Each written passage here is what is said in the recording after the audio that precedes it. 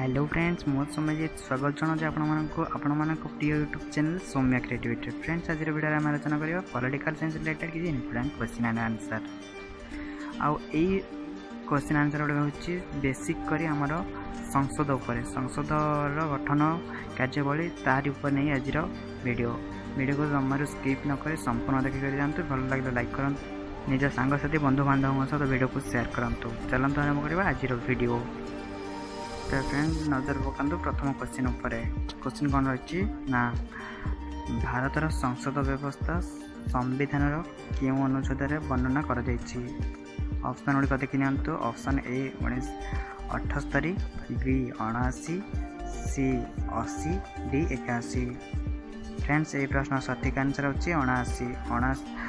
संविधान 79 अनुच्छेद भारतर संसद विषय संसद व्यवस्था वर्णना कर। क्वेश्चन नंबर 2, भारत में प्रचलित संसद व्यवस्था क्यों देशर संविधान अणाई। Option A Britain, option B रूस, option C America, option D Bangladesh. यार सठिक आंसर होची option A Britain. Question number 3, Bharat में केते प्रकार संसद देखा मिलता है। Option A 2, option B 3, option C 4, option D 5। तो फ्रेंड यार सठिक आंसर होची ऑप्शन ए 2 प्रकार। आपण अवगति निमंत्रण जणाइदेवा चाहूँ कि 2 प्रकार संसदर नाम होची यथाक्रमे राज्यसभा और लोकसभा। क्वेश्चन नंबर 4, भारत में एक आईन प्रणयन करने को हेले क्यों मानकर अनुमति नित्यंत आवश्यक। ऑप्शन ए राज्यपाल मुख्यमंत्री, ऑप्शन बी राष्ट्रपति प्रधानमंत्री, ऑप्शन सी राज्यपाल और प्रधानमंत्री, ऑप्शन डी राष्ट्रपति और 2 सदन। सठिक आंसर होची ऑप्शन डी राष्ट्रपति और 2 सदन। क्वेश्चन नंबर 5, भारत में 2टी संसद मध्यरु केउंटी उच्च संसद अटे।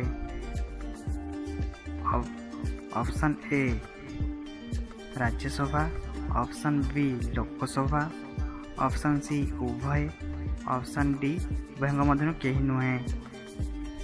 यार सठिक आंसर होची option A Rajya Sabha. Question number 6, Rajya Sabha थिबा समस्त सदस्य मानकर कार्यकाल प्राय केते वर्ष। ऑप्शन ए 5 वर्ष, ऑप्शन बी 6 वर्ष, ऑप्शन डी 7 वर्ष, ऑप्शन डी 8 वर्ष। यार सठिक आंसर होची ऑप्शन बी 6 वर्ष। क्वेश्चन नंबर 7, राज्यसभा थिबा सदस्य मानक मध्यरु केते जन सदस्यों को राष्ट्रपति मनोनीत करिथांती।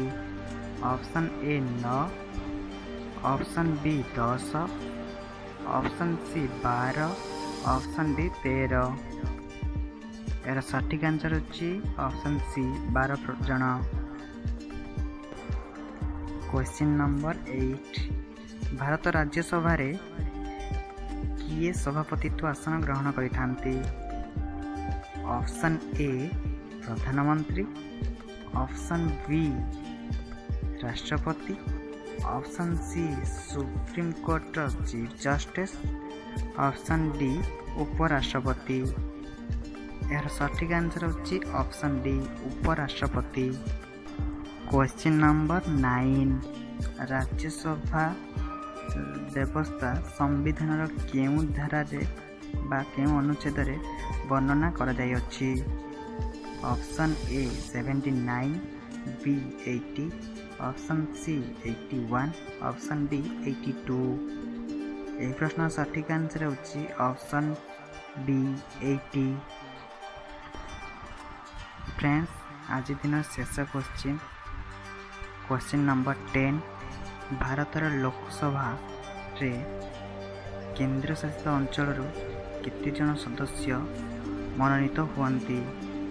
Option A 21, option B 19, option C 18, option D 20। यार सठिक आंसर होची ऑप्शन डी 20। सो फ्रेंड्स ये थिला आज दिन आपण संसदर 10टी क्वेश्चन एंड आंसर यार अवशिष्ट अंश आम परवर्ती वीडियो आलोचना करवा। एतिक संसद को नहीं क्वेश्चन आंसर सरी जाए ना, आग को आम आहरी बहुत भल क्वेश्चन आंसर आलोचना करवा। से सब वीडियो देखा चाहूँगे हम चैनल को सब्सक्राइब करूँ पाखर बेल आइकन दबाई ऑल टाइप नोटिफिकेशन सिलेक्ट कर।